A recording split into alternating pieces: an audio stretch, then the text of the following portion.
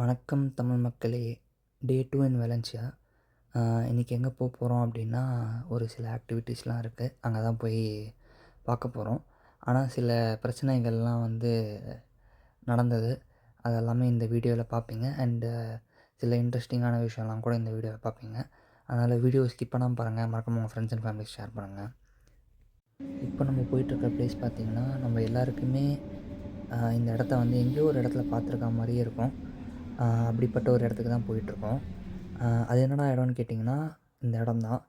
இது ஓஷியானோகிராஃபிக்னு சொல்லிட்டு ஒரு ப்ளேஸ் இருக்குது வெலன்சியாவில்.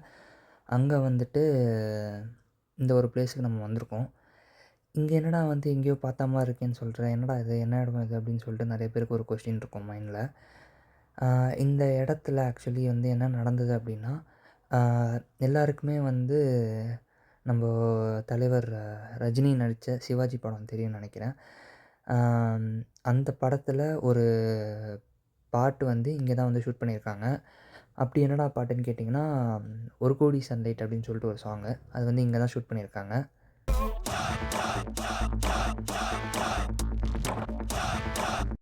இப்போ உங்களுக்கு தெரிஞ்சிருக்கும்னு நினைக்கிறேன்.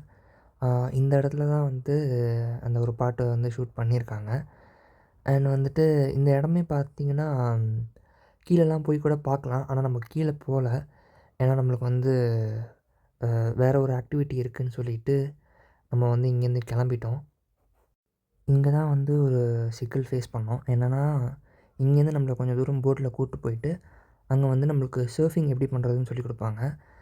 ஆனால் இந்த Booking.comல அவங்களோட லொக்கேஷன் வேறு இடத்துலையும் அண்ட் ஆக்சுவல் லொக்கேஷன் வேறு இடத்துல இருந்ததுனால அங்கே போயிட்டு இங்கே வரத்துக்குள்ளே டைம் ஆகிடுச்சு. அதனால் சர்ஃபிங் பண்ண முடியல.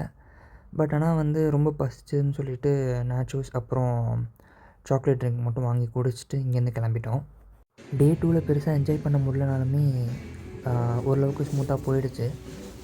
இது நான் ஸ்டே பண்ணியிருக்க இடம் உங்களுக்கு காமிக்கணும்னு நினச்சேன். இது லாபி மாதிரி. இங்கே உட்காந்து புக்கு இருக்குது, புக் படிச்சுக்கலாம். அண்ட் சுற்றி இந்த ப்ளூ கலர் டோர்ஸ் எல்லாமே ரூம்ஸு அண்ட் கிச்சன் இருக்குது. நம்ம எது வேணாலும் செஞ்சு சாப்பிட்டுக்கலாம். அந்த ரூம் உள்ள பார்த்திங்கன்னா இப்படி தான் இருக்கும். ஸ்லீப்பர் கோச் பஸ்ஸு மாதிரி மொத்தம் 10 பெட் இருக்கும்.